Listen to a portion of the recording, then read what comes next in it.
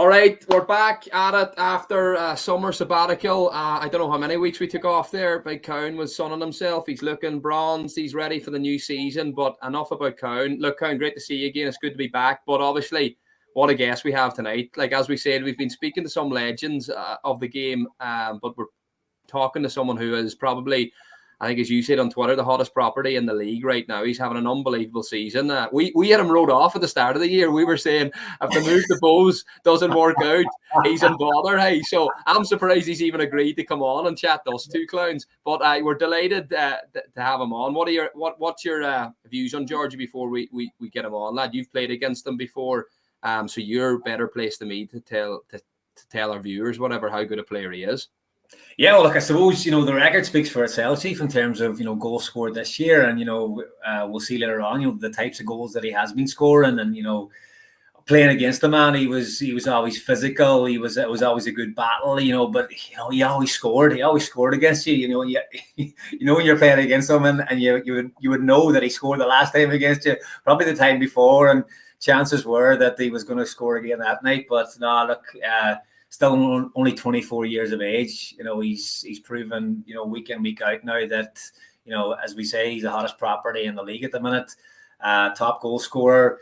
He's won leagues, he's won cups. He's, again, this is the thing that we sort of surmise at the end of someone's career, but for someone so young and, he is doing so well. So now he's having a great summer. But look, as I say, let's enough from us. Let's hear from the man himself. Yeah, let's get him on. It's some coup for the show to have the what's he called again at Bows? What do they call him? The ball bomber, is it? The ball bomber. I actually even heard that he's the Burnfoot Burkamp was something that was mentioned as well. But I think that was from his own Twitter handle. I'm not really sure where that one came from. But look, Georgie, great to have you on. We mentioned some of your previous accolades there. Leagues. With Dundalk and cups and stuff, and starting your career, we hadn't mentioned Derry, but with UCD and scoring goals and that. Now, obviously at Bows, you seem to be having a great summer. How's everything going at your most recent club? Yeah, things are good at Bows. Bows is a great club, like loads of young players, and just in general, it's a great club. Like you see all the stuff how they promote themselves and everything, like the buzz around the club, the fan base, fantastic club. And then recently, that little period in Europe, and then nights in the Aviva have kind of just taken things to that little new heights. Like it's been unbelievable, the buzz around fans and social media, everything. Like, so yeah, to get that little run in Europe has made the season a little bit sweeter, Yeah. And Georgie, before we get to the European adventure, which has been unbelievable for you, like as I said in the intro, me and Cowan, we obviously rated you highly. You've achieved a lot, as Keith said, and you're only 24. But we did sort of say, because you had been at Dundalk and you had been at Pats, that the Bows move sort of, we were really hoping it would work out for you. It obviously has. Did you feel any pressure before you went to Bows? Did you feel yourself that, like, I've got to make this work, or were you always sort of like confident in your own ability that you just needed to get a run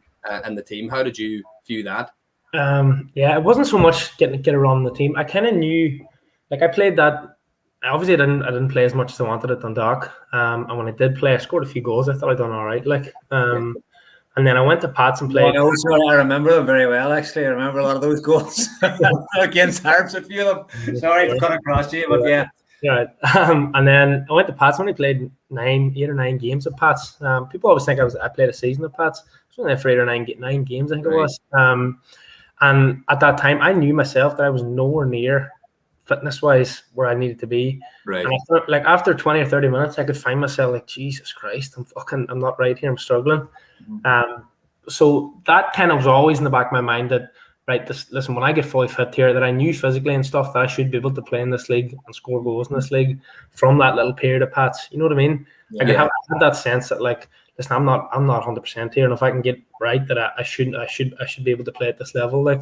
And was it a case of getting a good pre-season and then at Bows, and then that allowed you to hit the ground running, or did you do anything different in terms of your preparation? It was there was some, I had an issue. There was a problem with some of my lactic acid levels. The doctor at Pats actually helped me out, so I had to go back and start. I had to start running at like really slow levels, it was through my heart rate and the build up of lactic or something. Yeah. So in the off season, like December, January, I was out running like at more or less nearly walking pace to try get my heart rate to try. There was loads of whatever was wrong, but that obviously I started that then, and that led to me. I think I suffered from that as well, Georgie. I think I suffered from a bit of lactic acid as well. I never got mine sorted, but obviously you got that. You got on top of that then, and you hit the ground running. Look, we'll jump into the European stuff. Obviously the league form has been incredible, but the European run, scoring a couple of goals at the Viva. It's a nice place to play. Good pitch. But like, what was that like? What was that journey like? It just, the momentum just seemed to grow every match. Yeah, it was serious. And when you like the games, people kind of take like us as players, and maybe kind of take it for granted. Like them teams, Doodlelands especially, a good side, like full internationals and a big budget, and we battered them, beat them 3-0 in the Aviva, like. But yeah, just the whole experience, and the fact that it's particularly because like Daily Mount only the last couple of years only holds like 3,000 or something, and to get 8,000 Bows fans in the stadium, unbelievable. Like and the noise and getting your family up and all, it was some experience. Yeah. But just there, did you feel that maybe coming from Dundalk and having that bit of European experience with them? Did you feel maybe that you were better equipped and you were one of the ones within the team who had that experience? Because I can't imagine maybe too many of the other lads on the Bow side had that. No, that was something. And I remember asking, I think it was Keith Ward, he's been there years. Wow, how many European games have he played? Expecting dozens. Yeah. And he said like he made 2 appearances or something. So I was like, right, Jesus. So that did stand to me a little bit. Like I knew we played out in Riga, we played out in Azerbaijan. I played a good few games, like and to have that little bit of knowledge of opposition, what they're like, and heat and playing in temperature, and it was useful enough. Yeah, good stuff. Good stuff. And I suppose obviously it was good. Sorry, I suppose there with you're on about like getting fans back into stadiums. We're talking now about having that atmosphere, and we've seen it with those European nights. We're starting to see it in the Premier League in England and stuff. Do you think that the fans were even that more enthusiastic that they were at a game and that yous were doing so well? Do you think that sort of took the team to maybe to a different level? Oh, absolutely. Yeah, absolutely. Every throw in, every press, the fans, it felt like the fans were buzzing. It was strange, like compared to a normal game where fans could be quiet and spell. You know what I mean? Like it was atmosphere. I've never seen an atmosphere like it, like in this league. Anyway, it was great. Like. And obviously, you've got an unbelievable scalp in terms of beating Pauk. Is that how you pronounce it? I don't know if I think it was. That's how I pronounced it. Yeah. Well, that's all right. Good man, Georgie. But like that win probably ranks up there with probably one of the best wins, of any club. When you think of the budget they have, that achievement for a team like Bohemians with the budget you have to be competing and to beat them and to play so well.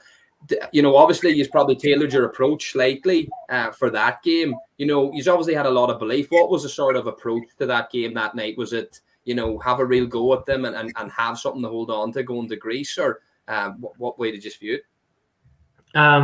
It was, it was. Like, in fairness to Trev and Keith, they got it spot on. And because them games are tricky because you don't really know how good the opposition are. You can watch video but you're comparing them to their own league, and it's hard to like grasp.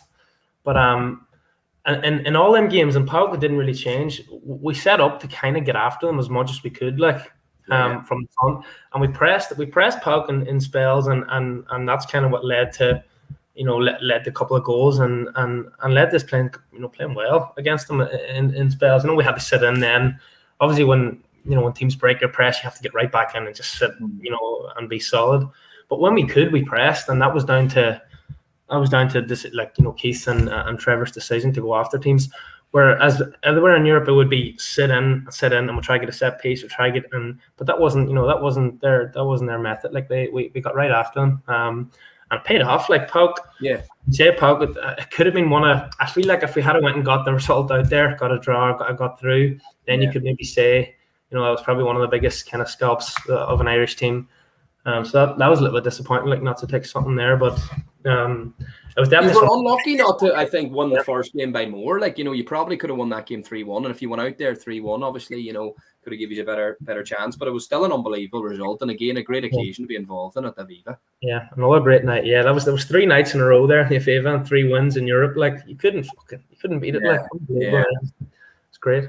No, good stuff. And then I suppose, obviously, as well, we talk about, the goals that you're scoring at the minute. It seems like there's been a spell there where you're scoring hat tricks in the league, you're scoring 4s, you just seem to be everything that you're hitting's going in.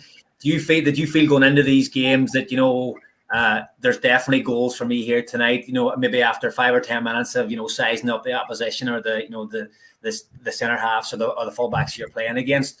Or is it just a case of just keep doing the right things and hopefully the goals will come? No, you do get a little sense of, right, there's space here when we turn this over, or there's going to be a chance here, or you get a sense when game starts that you're going to get a couple of chances anyway at least, and just to be switched on and try and take them, like but yeah, I've been scoring a few, and people, confidence is a big thing as well. When it can change just like that. Like, so to go into that European spell off the back of scoring a few goals definitely helped as well. And Georgie, how would you compare playing against cultured, European international defenders to coming up against the big buck up there to your right? Like, is it just as physical, or do they try and play about what's that? Like for like, really, isn't it? Chief. I was just saying there, the left side centre half for Pauk. He's only 19. He's already a Greek international. Like, they're technically they're at a different level. And that's to nearly probably any centre half in our league. It's like a centre mid playing at centre back, and at the same time, then they'll be physical enough and they'll go and win their headers and that's the difference then when you get to, in our league, in regards to physicality, it'll be as physical as you'll get, I found anyway, but then it's just that little bit composure. You could be pressing someone and he'll still fire a pass around the corner or something, you know what I mean?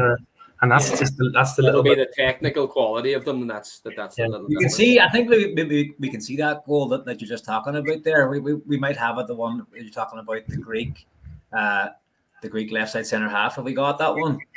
Can we flash it up there again? Bosch was playing it there. Yeah, so I think this is the one that you're talking about here.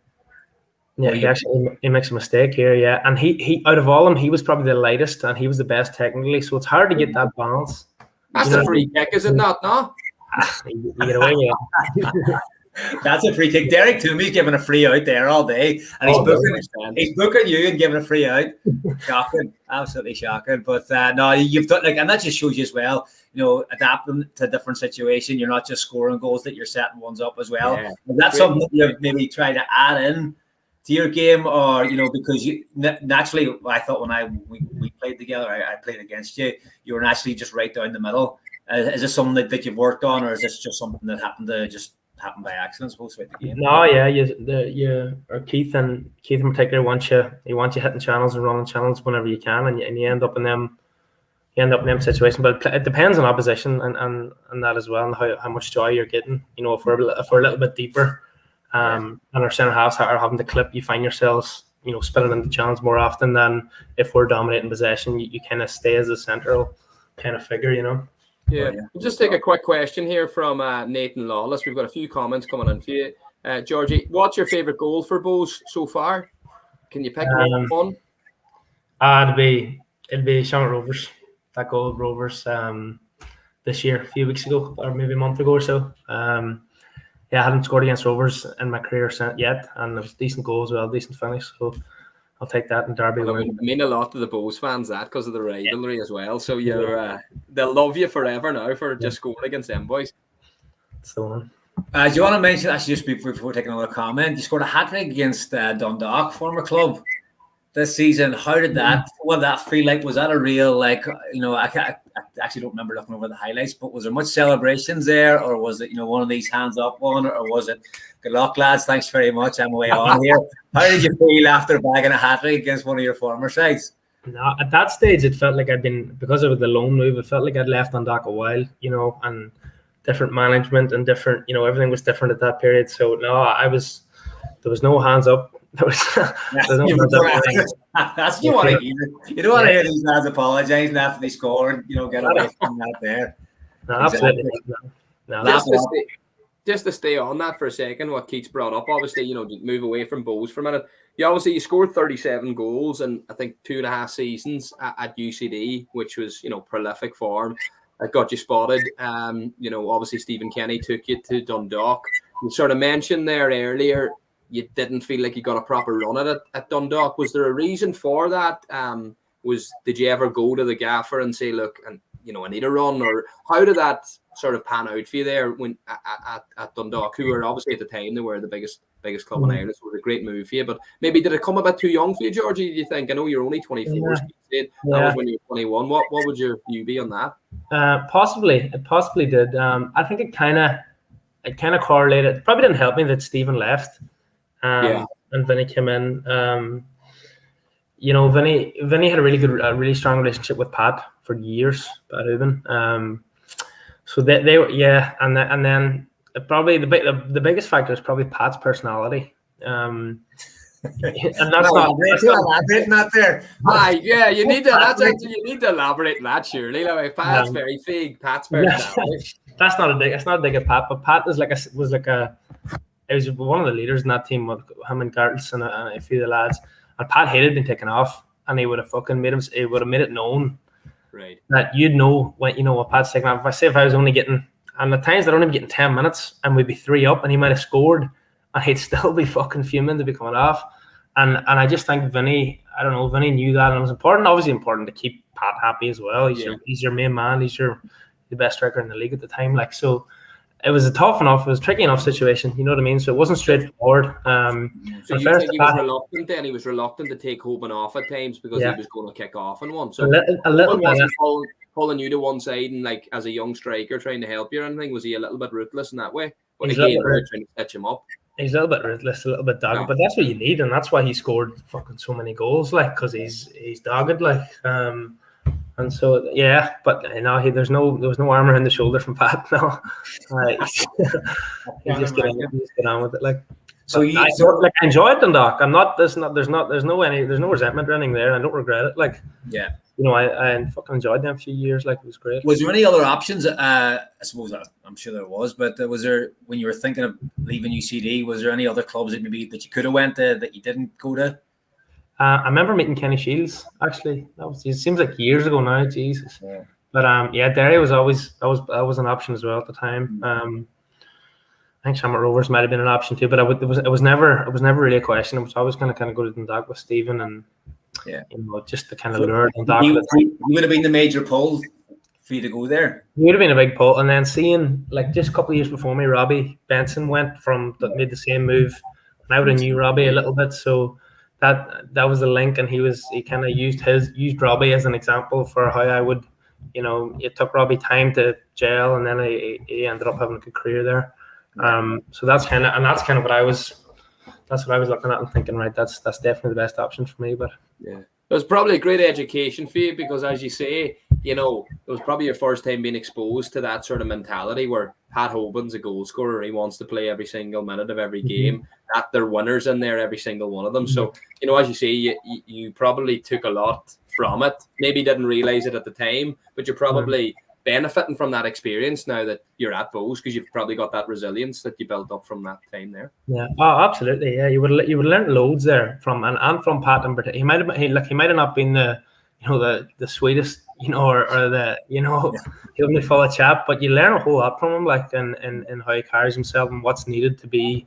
Like, Pat's, I think he's all-time top goal scorer in the league in a league season, and he's Dundalk's all-time top. He's scored serious goals, one of the best players in the history of that league. Like, so, and as you say, loads of players. Your Shields, your Gartlands, your guy like have been around for years. You pick up. Who was the top dog? Would you say who was that? Was it Shields? Was the main man, or Shields? Surprisingly, Shields would have been quiet enough in the changing room. Yeah, it's Gart's would have been really loud.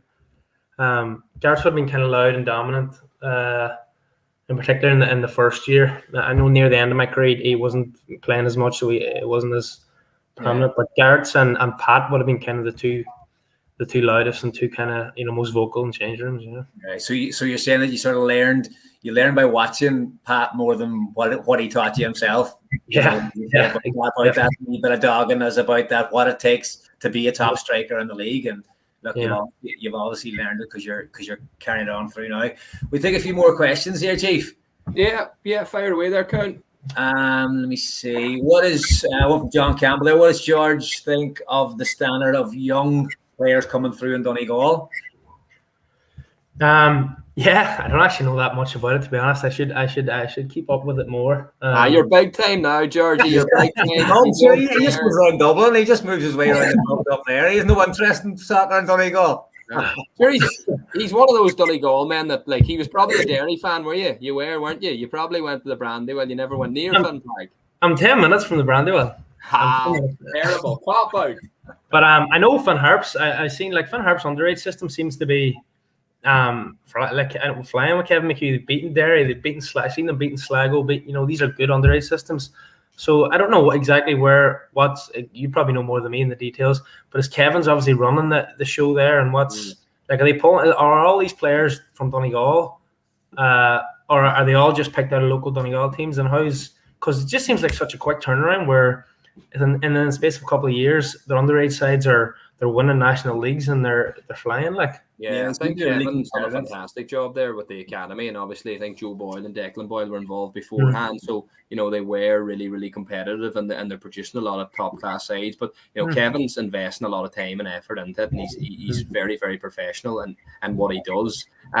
Just in relation to another comment here that's come in from Dylan Doherty, he's asked, this is for me and you, Keith. Do you think if Georgie can replicate the same form next year, will he be far off an international call-up, considering our lack of goals?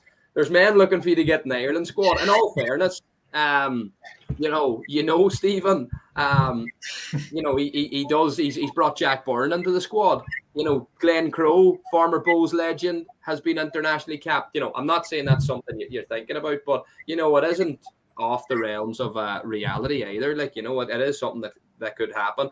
Is your focus just on Bows? Would you be interested, obviously, in moving across the water? What's your sort of view on that in terms of your own situation there at Bows? I would probably need to. No, but the focus is Bows. Like, I need to replicate this now over a longer period of time. I need to keep scoring and keep progressing and improving. Like, I still think I'm a good bit off. I still think I can have loads to get better at. Like, I'm still fucking bang average enough, you know what I mean, in spells. But yeah, no, I'm focuses on Bows and focuses on chipping away for another few years probably. Yeah, but sorry, Karen, carry on. No, I was just going to say, like, obviously there is, you're scoring goals in Europe. You're the league's top scorer. Obviously teams in Scotland and England will be looking at the League of Ireland to see where can we get lads on the cheap. They're obviously going to be thinking. We heard about Liam Scales maybe making a move to Celtic. This week for 600,000, I think the fee was spoke about. Like, do you think? We know your contract's up now at the end of the year. I'm not sure if there's anything happening there. Obviously, that's business that you're going to keep to yourself. But if someone was to come in with that type of offer, is it something that you'd be interested in? You said there that you would like to replicate it over a couple of seasons, maybe before thinking about moving on. But if someone came in, is it something that you'd be interested in doing? Yeah, I'd be lying if I said I wouldn't. Like, I'm still young and I've no ties here. I've no, you know what I mean. And I think it would be stupid to say otherwise. But I wouldn't. At the same time, I wouldn't just jump at the chance. At the first chance I got to go. You know what I mean. I wouldn't be. I'm jumping the gun. It would have to be the right move. It would have to be right and have to suit. It would have to be the right club essentially. But I suppose does your maybe that move from UCD to Dundalk, does that come into your mind? We're thinking, if I'm going to go somewhere and maybe essentially not be the main man, but not play as many games as I want to play, and it's going to actually hinder my progress, that's going to come into your thinking, I suppose. Yeah, you have to factor all that in. Like, it's not just the move in the club. You have to factor everything in about wherever you go and playing time and the culture at the club and the management and what everything. You have to factor the whole thing in. And I wouldn't, as you said, I wouldn't be jumping the gun like to to run across the water. Yeah. But as Keith says, like obviously in the past you've had Hoban, obviously went to Oxford, and Macmillan went to St. Johnson. Like once you're in, like you're scoring goals, not just domestically, you're scoring goals in Europe. We've seen the clip earlier where you're showing the other side of your game where you're setting up goals. So there definitely will be, attention on you, which is fantastic. But look, we're absolutely delighted, even though you're 10 minutes from Derry and you're trying to say you're a Derry fan. You're a Donegal man, hey, and we're very proud of you and what you're doing, and you're absolutely having an unbelievable season, and long may it continue. Just to go back to Bohs for a minute, obviously we're talking about the European adventures. Like me and Keith were invested in the League of Ireland. We know all about you and we know all about your exploits, but a lot of people don't, and it's kind of unfortunate because you achieve so much in Europe. And obviously there's been a lot of talk about RTE, the national broadcaster, sort of ignoring their games. I think they're showing Monaco and Shakhtar Donetsk tonight. Don't get it. I don't understand it. How disappointing was that for you as players? Were you even bothered about it? Like what was your view on that? I know your manager Keith Long was sort of very critical of RTE not sort of showing their support in the League of Ireland, especially when the clubs are doing so well. What was your take on that whole sort of scenario and situation? Yeah, it is a little bit unfortunate, a little bit of a kick in the teeth. Like I remember sitting in the house in 2016 watching every Dundalk game. I'd gone through the rounds, and it felt like everyone, the whole nation, kind of, because it's on your national broadcaster, everyone sees it and everyone's chatting about it. It just raises the profile of the whole thing, like. And I know that I think RTE and people have come out and said that it obviously clashed with the Olympics, and that was a factor. I think that someone was saying, which is, I don't know, it's frustrating. I know, and they had the Euros as well. But yeah, I don't know. It's a tough one. There's obviously, RTE. It obviously comes down to viewerships at the end of the day. It all comes down to money, like, and they're going to throw it at you that the League of Ireland game doesn't get as many views as Fair City or whatever. You know what I mean? And that's, at the end of the day, it probably all comes down to money. Like, I think the league needs to, for me, I would just say right or whatever and stop. I feel like RTE are trying to bully the league. We'll take a game here, and you see now Rovers got through. We'll take this game. Yeah. I feel suits them. Yeah. It's them. Yeah, and they bullying you, like. And I know when you had Air as well, it suited because they would fill in the gaps around RTE. RTE would pick the odd game, and then Air Sport would fill in the gaps. But they're obviously gone now. They finished up. I feel like they need to, the league in general, they need to just focus. They need to scrap RTE and focus on the streaming platform and improve that. Like, because I don't know what you think of that. That's still not. That's just not up. It's not 100% yet. I know it's great and it's an improvement to get every game. Yeah. But I feel like in another year, another 2 years, if they can gradually focus on investing in that and use that and create a marketing campaign around that. And get more advertisers to jump on that, whether it be from abroad or wherever. It's a better chance than focusing on RTE and crying about RTE, trying to get games on your national broadcaster. Because things are moving away from RTE and TV3 anyway. Like all my friends, our people our age, I don't know what used to. No one watches it no more. Like, I'm sure their viewerships are falling anyway. Yeah. I think if we focus on a good streaming platform, like. There's way more upside, I think. No, very good point there. I think because I suppose with the league, unfortunately, it is so niche in terms of who watches the games, and we spoke that. But then you speak about the Olympics, and I don't know anybody who watches BMX, or I don't know anybody who watches that rock climbing, on a weekly basis. But there's so. I think what you're saying there is 100% in terms of developing that stream outlet. There's a bit of dead air time. We know, like, obviously there's the commentary for the first half and second half. There's not much happens in between. They show a bit of highlights and stuff, but there's definitely I think there's definitely an area where that could be improved. And as I say, it's going to be watched by the fans essentially. But then I suppose it could be spread out to the wider area. If they're going to focus on that. But no, very good point what you made there. We'll take another question here. Tony McNamee said, "Hi Georgie, who's the best coach you've ever had?" Oh, coach. Yeah. Tony ever manage you back in your schoolboy days? No, I'm wondering why he's asking this question, essentially, but no. It's a loaded question. It is, yeah. Who did I have at Derry? John Quaid for 3 years at Derry, who was brilliant. Like, I don't know if any of you came across John. Never worked under him, but I know of him. He played for Hearts and that. And he's huge. His name's huge in developing football. You know. Yeah, the amount of players that at Derry that he brought through in his years there were unbelievable numbers. Like, he was, especially in that early age when I was between 16 and 19, he was pivotal. Like, since then, Trevor Crawley is unbelievable. Really, really, really highly detailed. Yeah, coach. I couldn't believe it when I came in how he's a librarian, right? He's by day works as a librarian, so he sits and he reads, like he just football 24/7. So he reads and he's consumed by football, like. But he's unbelievable coach, yeah. Really, really highly detailed, like. So probably you'd be leaning towards, like, earlier years. Quaid was brilliant for you coming up, but in terms of senior career, Trevor Crawley's been absolutely phenomenal. Yeah, definitely, yeah. Good stuff. Another question here is best player in the league you played against, Georgie. Who's the best player, would you say? A lot of top players in the league. You played against this year. Jack Burnham was brilliant last year. In the big games, you couldn't get near Jack Burnham. I remember him being unbelievable. This year, in regards to just general player, Patrick McElhinney is as good a player I've come across.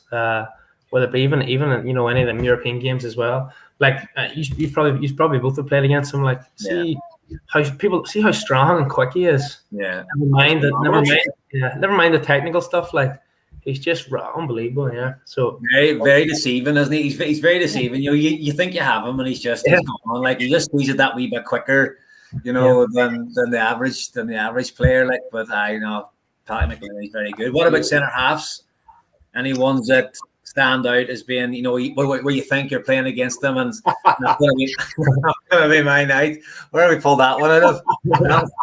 Coming through the back of me again. So, is he David? That was the only way to stop you. That was the only way to stop you. You see the difference there between that wee Greek lad I was showing about? That's the difference there. That's what he should have done. That's what he.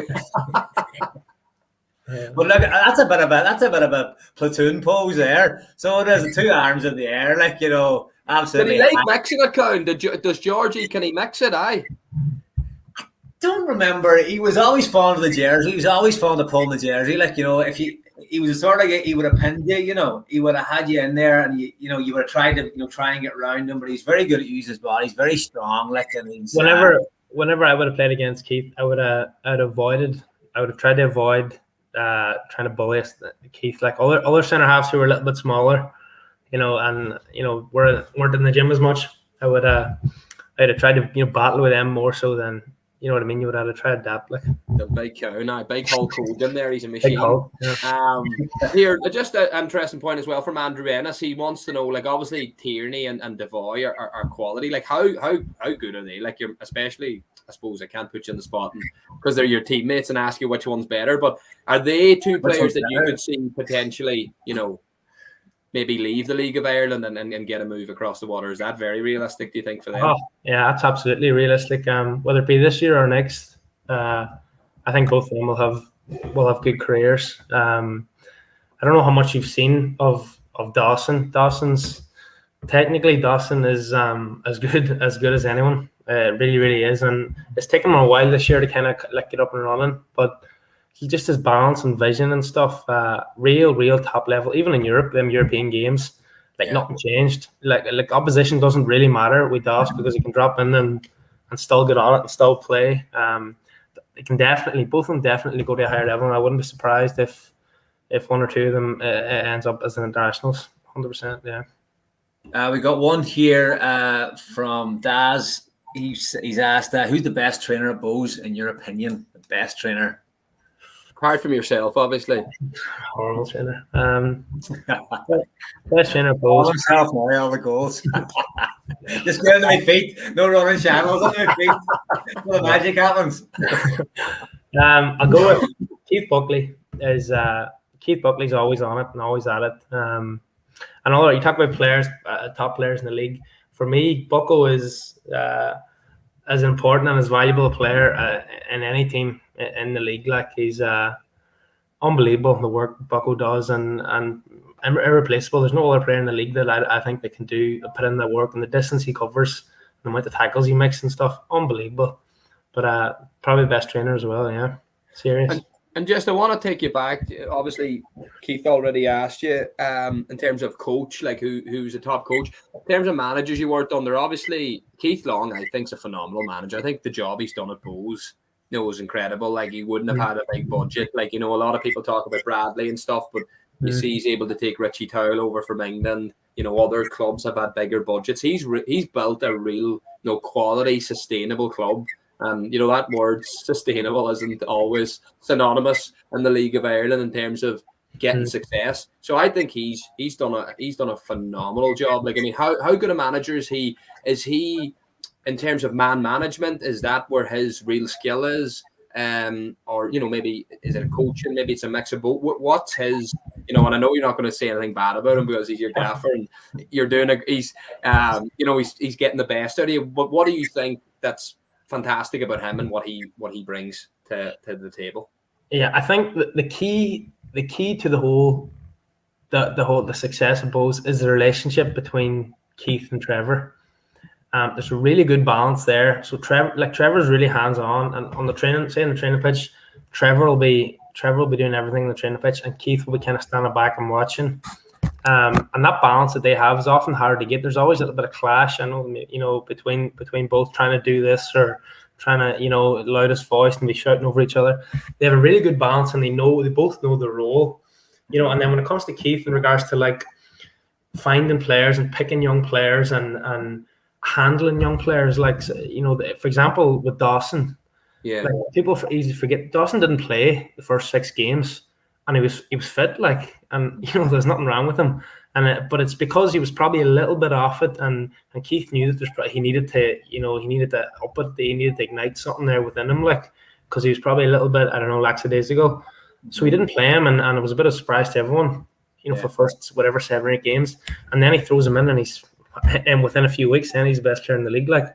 Wow. So it's about his ability to manage players and stuff, and pick players and find young lads is it's brilliant. Yeah, really good. Me and Cowan would have spoke about that before, where if the players on the bench for a long period of time, it is hard to manage them, because they can throw the toys out of the pram or whatever, but he's able to sort of still keep him on side, and then when he's ready, he's able to hit the ground running, which isn't an easy thing to do. Like, it's not easy at all, Jesus. And it's your whole the way he can deal with the whole squad. You have 2 left backs there as well, and Tyreek Wilson and Anto Breslin, 2 unbelievable left backs. 2 as good as any others in the league, and how he's managed both of them as well has been interesting, pretty good. Like, both of them have probably played kind of roughly equal, but in spells. So say Tyreek would get in, he would stay in, and if he's doing well, and he stays in. And then if Anto gets a chance in a game and he does well, then he gets in, and so he's fair at the same time, but he doesn't leave. You get chances. You know what I mean? You'll get your chance to play. Like, would he be able to manage Pat Hoban? I don't know about that. Nah, I'm joking. Hoban manages Pat Hoban. I think that's how we organise it. Good question here from Adam Quigley Nixon. Would Keith Long favour? Where's that gone now? Actually, so would Keith Long favour a camp team, or is he fond of the occasional hairdryer moment? I would say it's probably a mix, and there's a kind of little vibe of like good cop, bad cop. If Keith's like quiet and settled and calm, then you'll be expecting Trevor to come in and go through someone. Where if Keith has a go, then Trevor will come in then and calm everything down. You know what I mean? So there's a mix, like. And generally, there's always one player or 2 players in the change room that get hammered every week. Who is the punching bag? Who gets it? No matter things will go good, bad. Who is the one player that he pick out almost a week and give him? I'm telling you, even if he's not playing, Keith Ward gets. Ward gets it. He gets some fucking doings, yeah. Warding. But now they're not. They're definitely not too bad, and they know it's important to know how to handle. Like, we have a young squad. And so it's a little bit different at times, you know what I mean? So it's important to know how to handle that, and they've handled it well, like, Good stuff. So anything else there, Chief, that jumps out at you? Yeah, no, look, just obviously, on the Bulls situation, like, is are going well. Is it a hindrance then when you've got such a young squad and you've brought these players that, clubs with bigger budgets can come in and, be like scavengers and pick off the best? It's probably frustrating for Bulls fans. They build a team up and you've got the likes of Dawson and these lads where other clubs can come in, like yourself, even in the shop window. How do Bulls manage that now? Do they need to take the next step where, okay, in terms of the budget, what you guys are achieving is incredible. How do you, get to that next stage where you're actually, probably, able to win league championships? Is there more investment needed? Does the model need to change slightly? What's your view on that? And I know it's a difficult question for me to ask because you're involved with Bulls, but it obviously is, because of so many good young players there. If you're not able to keep them, money talks. You talked earlier about RT in the national broadcast. Like, money talks, and it's hard. It can be hard to keep players if a better offer comes in. So how do Bulls combat that, do you think? Yeah, I think that's the the $1 million question now the club have. Like, they've done so well to get to this period, but if you want to get to that next, as you say, win leagues, win trophies, you're competing with teams that probably have nearly double our budget. So I don't know how, it's because the fact that we've overachieved a little bit, Bulls have overachieved in the last few years, makes it that little bit tougher as well, because fans are expecting right now, going in the league now, whereas really we're probably not as a club. They're probably not there. We're probably ahead of ourselves. You know what I mean? Yeah. In regards to I haven't actually. I'm not 100% sure, but I've no doubt the club have a solid kind of 5 to 10 year plan being put in place. And they'll have their budget kind of set out on, right, we're going to increase it here and here and here. And, there'll be no rash decisions made in the off season saying, right now we're going to double our budget or increase our budget by 50%. So I'm sure they have it's well structured. And the fact that we've kind of got ahead of ourselves a little bit probably doesn't help their cause, or probably doesn't help Keith's cause in trying to, really push on, because the way it works is fans always want more. No matter, fans always want more and always want more or always want the next step. So it's tough. It's really, really tough, and I don't know I don't know how they're going to tackle it. And it'll be interesting to see. Yeah. Do you see this as being, we talk about some of your previous clubs and some of the, the success you have, winning stuff. How do you put that against how you are in your career now? You're at Bulls, you're the main man at Bulls, in terms of goal scoring and what you're contributing to the team. How do you oppose that to winning trophies with Dundalk? Are you happier now, or was it better at winning leagues and stuff? Oh, you're much happier now. Yeah. Oh, Jesus, yeah. Winning leagues and winning and being a part of that squad was good, and it was a good experience. But you still feel a little bit isolated when you're not, when you're not the central figure. You know what I mean? Still great. Jeez, don't get me wrong, and I've had some great nights and a great club and a great team. But you much prefer having a bit of pressure on you and being the main man and going out every week and trying to get results. It's a different story. Yeah. Yeah, love that. Good question, Conan, and a very honest answer as well, Georgie, because sometimes people will give it the whole one. No, it's all about winning trophies, but it is all about playing as well, and that's what you want. Because sometimes if you're not I'm not saying you didn't feel a part of it, but if you're not in the thick of it at times, you do sometimes feel a little bit on the periphery in that. Look, Jordan Dooley's asked this question a few times, and he sent it to me earlier as well. He's obviously said, since you've signed for Bulls, you've been on fire. He wants to know what's that down to. He thinks yourself and Ross Tierney play really well together. Is that a big part of it as well? In terms of the relationship you have with Tierney, he must be Tierney must have told him to send that message in there. But giving you a chance to big up Tierney there, what do you reckon? It is a big factor, and another point where you can kind of tie into the last one with Keith. If you'd asked me and or told me that Ross Tierney is a number 10 at the start of the season, I would have said you're mad. I would have said no way is he a number 10. He was always an 8, and he maybe played off the right and could even play in the 6. Mm-hmm. And so for Keith to kind of spot that, right, you can fit him here in the 10, and we can use his legs to stretch it, and was I didn't see it and that's the little things too that make that's why managers succeed, like, when they can see little bits and little things.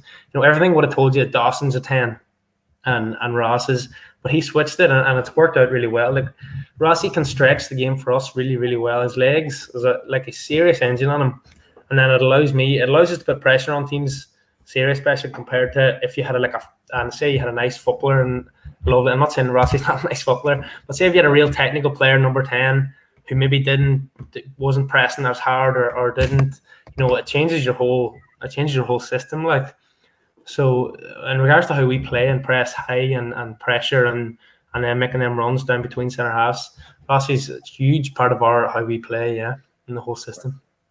I want to take another few questions there, Karen. A couple of good ones have come in there.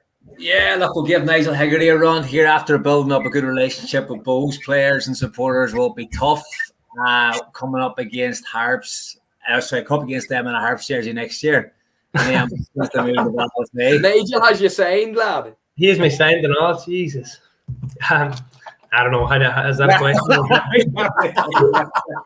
We're on a contract in December. When are you coming home, man? When are you coming home? It. The word's out now that the contract's up, so you'll be getting a call. You'll be getting a call shortly here. Good question as well here from Daz Joseph. He said, "What's the main difference for you between training full time with Dundalk and Bows part time? How has that been?" There's not much of a difference. People, I know you probably are kind of inside the league and you would know that a little bit. From the outside looking in, they wouldn't. But we train just as much. Yeah. I know, be it at the evenings, but like, we're in for hours and we're doing video beforehand and you're doing recovery sessions, and there's no difference. And that's been the key to Bo's success is that every year they've pushed it on, and be it S&C and be it gym sessions or early gym sessions in the morning before lads have to go to work, or you're doing the same number of sessions, and there's not that big of a difference. Like, just a quick one for myself here, obviously, because we're on the topic of Harps there. Nigel brought it up. You worked with Ollie in the Irish schools. Obviously, like, he's a great character. He's done an unbelievable job at Harps. What was he like to work for? And obviously must be brilliant too as well. Like, you represented your country at schoolboy level, which was fantastic, and you would have played in the Centenary Shield. What was that experience like? Was Ollie the manager or was he the coach? I know sometimes it flips about there between the schools. Ollie was a manager. Okay. And that was my first real gig. Like, underage, I was never in any squads, never in any Irish squads. So that was my first real kind of gig out with Ireland. And I owe that, to be honest. There was a toss-up between, I remember being selected in that team. I didn't think I probably deserved to be in the squad. But then maybe Ollie knew what he was doing. Ollie was, if I give this man a run now, I'll be able to sign him in a couple of years. Ollie done me a favour, so I owe Ollie one, sweetie. But no, it was good. It was interesting working with Ollie. He's a madman, as you said, but his dedication is unbelievable. Like, I remember even the detail he'd be going into about opposition players and all this, crack set pieces and planning, and very, very good. Like, and that was a great year. That's the Centenary team. Yeah, very good.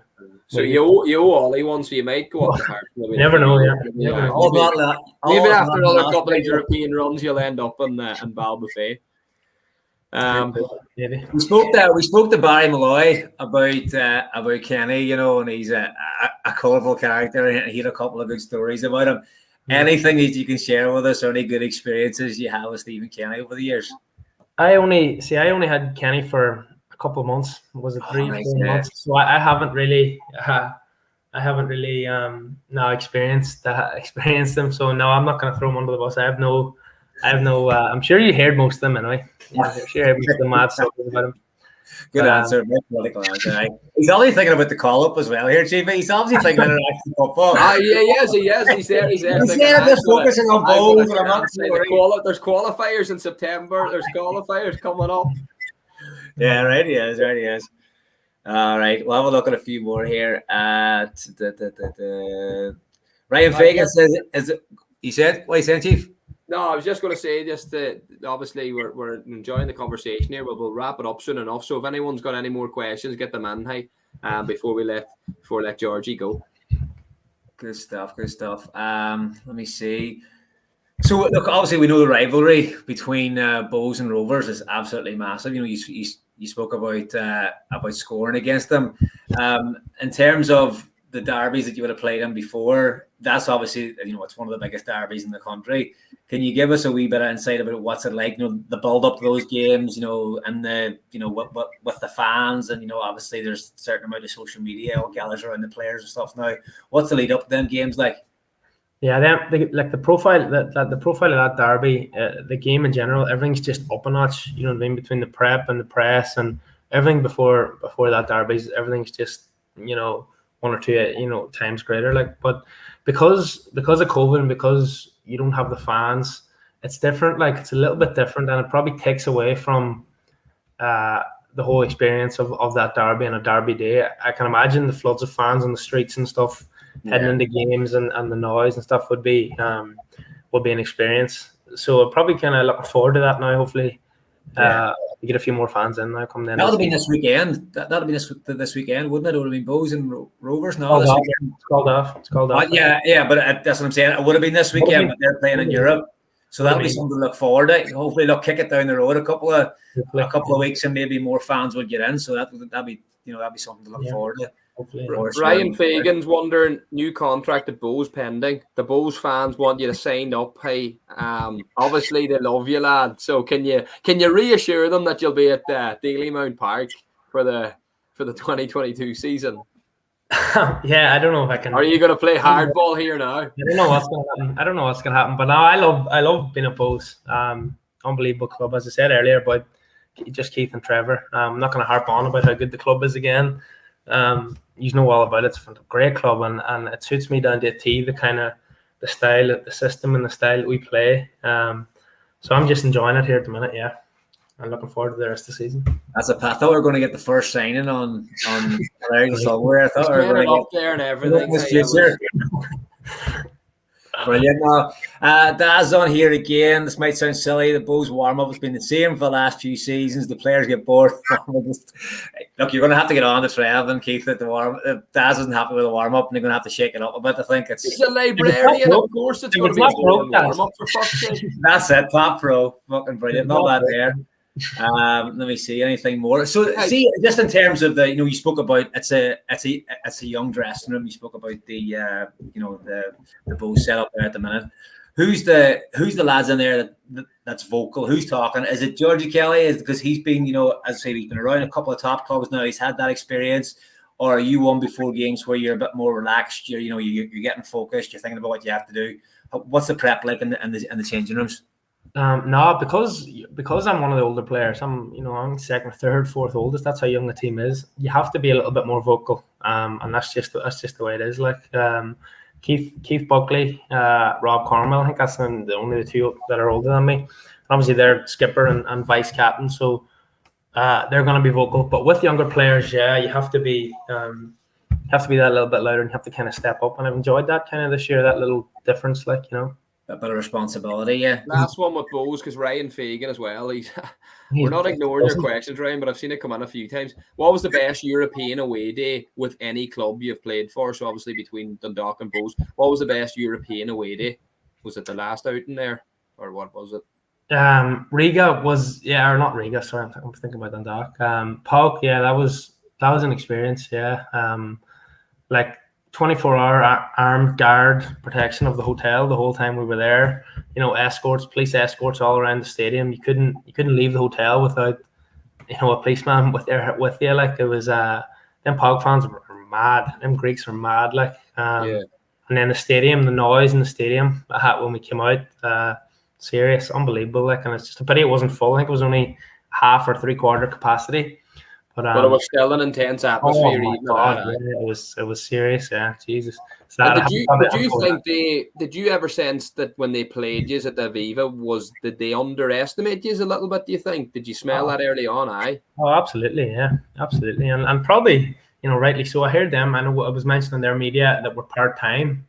So that's obviously a factor. People think, they're part-time, but really we're not. You know what I mean? Yeah. So in Europe, the team's thinking these lads are part-time. They all work, and you know, when they're obviously going to underestimate you. They're going to naturally that's going to happen. Like, but yeah, we kind of worked out. I think the whole, just sort of see around that whole kind of conversation around the part-time setup. I think we all know that, like, part-time would suggest, that you're training maybe Tuesday, Thursday, and that's it, that type of way. But, that, like, maybe the only thing part-time, the only difference maybe would be the amount of money that players get. I think because for you to compete in Europe, for you to compete, in the league, you need to be in as many days. No, so that whole idea of being a part-time club, it's a part-time by attitude, really only. It just gives Keith the license to pay us all less, I think. Well, there you go. So it's Keith feeding the Greek media about this. Only part-time, really. I only see those lads twice a week, and he's a bricklayer and he's a postman, and he's the chippy and he's an alcoholic. So so that's clever. That's true. Because even when we were at Harps, like we would train if we were at home, probably maybe 3 or 4 nights a week. Like, and then if you're away, you might only train 3 nights. So I think Cowan's spot on there in terms of that whole attitude of between part-time and full-time. I think maybe it's just with Harps, obviously at times a lot of the lads, it's the recovery time and between games. That's a real killer, like in the traveling and stuff, which isn't as bad for Bows because of where you are based. But look, just to move off Bows for a second, George, I want to bring you back before we wrap it up to Derry. Obviously, you spent your developmental years in at Derry. Was the reason to leave Derry sort of obviously opportunity to go to UCD and the education and the scholarship and that brings with it? Were Derry keen to obviously keep hold of you? How did that all end up there at Derry? Obviously, Shields, you mentioned, wanted to take you back. Like, what was the situation there at the time? At the time, it was Peter Hutton. Peter Hutton was in. He was managed, and I was kind of in. I made my debut 3 or 4 months earlier. I think it was during the summer. I just done my leaving cert, and I made my debut and ended up I was in full time with them then, and I was doing well. I was getting on well, and I was playing. I made whatever 3-4 appearances, and then it ended up coming. It was September. And I had, for some reason, I had always decided that I was going to college. I was going to Dublin probably because I never really probably thought it was an option to be a full-time footballer. You know what I mean? I probably wasn't really in my head that I'd get a contract here. But yeah, just before, maybe 2 weeks before I was heading down to Dublin, Peter pulled me and offered me a deal, offered me a 2-year deal there. But at the time, I had everything. It wasn't even something that I really had to think about because I had everything set. I had my accommodations. I had everything set and sorted for Dublin, for college. So I wasn't gonna. I know maybe you could have, like, if I had been gone hold, wanted to be. You made the right decision because you're going to UCD. You're still playing. League Ireland football give you a platform there to score goals, and at the same time you're getting an education and a degree that you can fall back on. So I think it was definitely the right choice. Yeah. Definitely, yeah. UCD, you've obviously kind of know the setup, but unbelievable setup for young players now coming out around that age, 17, finish their leaving cert. Great, just to go and play senior football and know that you're playing with lads your own age. Yeah, it's like it's invaluable for them. Yeah, similar mindsets, I suppose. And it was Collie O'Neill. Collie O'Neill was the manager there, was he? It was Collie there, yeah. What's it like working with him? Collie's a really good manager as well. Really technical. Really. No matter what, no matter who you're playing against, you're playing out and you're playing, you're getting the ball down and you're playing. There's no Route 1 football. So I learned a whole lot there playing that style, and it probably helped me a lot as well, improved me. When I went to UCD, it was more probably, between when I went and when I left, it was probably serious improvement in my games, and that's probably is down to Collie as well. Yeah, forgot to mention Collie at the start there, but Collie's another great manager, really good, really technical, smart man. He's a great job at Microsoft. Mm-hmm. So he's really in depth and really tactically aware, and done a good job there. Is Collie in the league? Is Collie managing somewhere now? Or? I don't think he's working. No, I don't think he's involved. Well, not in the men's game anyway. As far as I think he is. Something I forget now. I'm not sure. Because I always funny you remember how technical and stuff was. I remember playing against UCD a couple of times, and you just get some chasings, it was you just made the pitch so big, You know, and we would, always thought we were fit, and we were always trying to be that little more physical and stuff like that there. But you had a couple of great players at that time as well, and yourself and Gary O'Neill obviously in the middle of the park, and Gales, Floggett, yeah, we had a good team. Yeah, you had a couple of real good players that have gone on to play at the top clubs in the country, and won stuff. And it was one of those games you used to look around and you think, how are they? We can't get near you. We couldn't get near you in the pitch. If we scored, it was generally a set piece maybe or something like that. And like, not saying that it was always a set piece, but I just remember you never look forward to those games, because it was one where I felt tactically we weren't set up to try and play, and we would work on it during the week, but then come game day, it was just a different story. And those are the games that we really struggled. And essentially why I think UCD would on the won the league. That you were going to be gone before that, were you? You made the move before that. Yeah, I made halfway through that season that they won the league. Yeah, I left. Yeah, so I missed that. But yeah, is that a bit of a regret? Sorry. Is that a wee bit of a regret? I know you went on to Dundalk and you probably won the league with them instead. But is it a regret? You've come through that whole system with UCD, and it is a group of young lads, and all similar age, similar interests. You've done so well. Yes, the lure was there, and I suppose they wanted you at that time. But is it a wee regret maybe that you didn't stick on and finish the season? A little bit, yeah. But then, as you say, like Dundalk at the time they needed a striker, so they go and sign they go sign someone else, and then it doesn't come up again. So it's fine margins. Like, I was there the night they won the league, or UCD won the league. I was in the change room after, and I got a medal and everything, so it was. You still got the kind of experience, but yeah, it was a little bit. Did you do the John Terry and get the full kit on you? I didn't go that far. No, I didn't go. You just got the medal and left. But the UCD model, it is unbelievable. Like, my first season at Harps was in 2009, and UCD won the league. And like that season, they had McMillan, they had Kilduff, they had Ronan Finn, they had Andy Boyle at the back. Like, the amount of players that have came through that UCD system. So I think nearly a lot of those clubs in the League of Ireland owe a lot to UCD, because a lot of people would be critical of UCD. People say they don't bring much to the league in terms of fan base and all that sort of stuff. But if you actually look, it's an unbelievable place for young players like yourself and others before you to develop, get exposed to the League of Ireland, and then move on to bigger and better things. So there's a lot of benefit. Because was it strange playing at UCD in terms of the not really having a large fan base and stuff like that, and there wasn't really probably a lot of pressure on you guys to get results? Obviously, there was pressure from within, but was it strange? A little bit. I don't think it's as big a factor as people would maybe make it out. Like, I think once you're playing in a game, no matter how many's there, you're kind of zoned in anyway a little bit. Like, so it was a little bit of a factor. Like, and particularly with Collie was a little bit. You wouldn't be getting any ball against from Collie. Like, it was it was a soft, and everything was kind of, and probably because we were all kids at the time, like you're 18, 19-year-olds. So it is a different setup, but it allows you to learn and develop and grow. Like, what I mean? It's just focused around development then, rather such than high pressure. Anything else, any trophies is just an added benefit.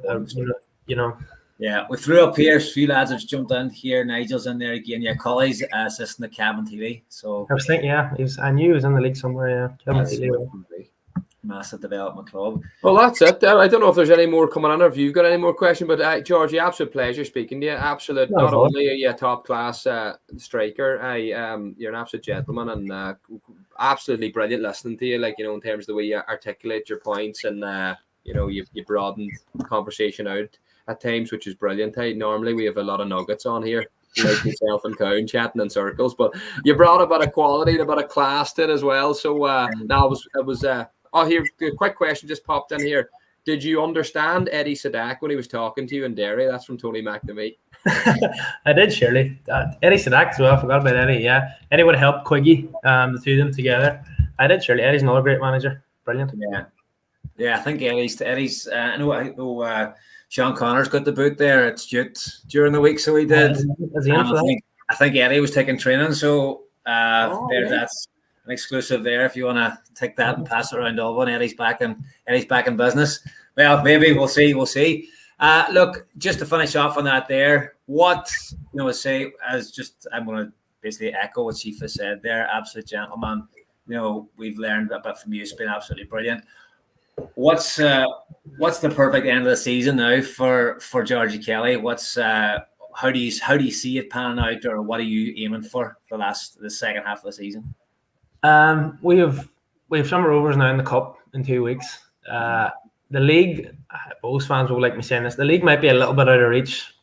You know, I think we're 13 or whatever off, but a cup definitely isn't, like, and we feel like on our day we can beat anyone in the league. So we'll be all guns hold now. Hopefully, trying to get a bit of silverware for the fans, like.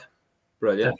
100%. What's your 3 takeaways, Cowan? Mine is Pat Hoban's a dickhead. Georgie's holding out for an international call-up, and he's looking for a big money deal at Bohs. Hey, even at a wee pop there, you're going to make Pete Longs at a pace. Not as much now with this whole part-time stuff. So, what's your yeah? I know, Chief. When you started talking about takeaways there, I didn't think you were going to come up with them 3. I was thinking Domino's Chinese, maybe an Indian. I've got a wee Pizza Hut, so I do. Lovely. Tell you what, now look, we'll leave it there, lads. Look, absolutely brilliant to have you on, Georgie. Superb, absolute gentleman. Best luck for the rest of the season. Not at all. I appreciate it. Thanks for all the comments as well, to everyone for joining in and that as well. You'll be able to watch it back and stuff. So it's good to be back at it, and I'm sure we'll get a Harps game going soon enough as well, Cowan. I don't know when, but we'll get something started soon. But thanks a million, Georgie. Top man. Cheers, lads.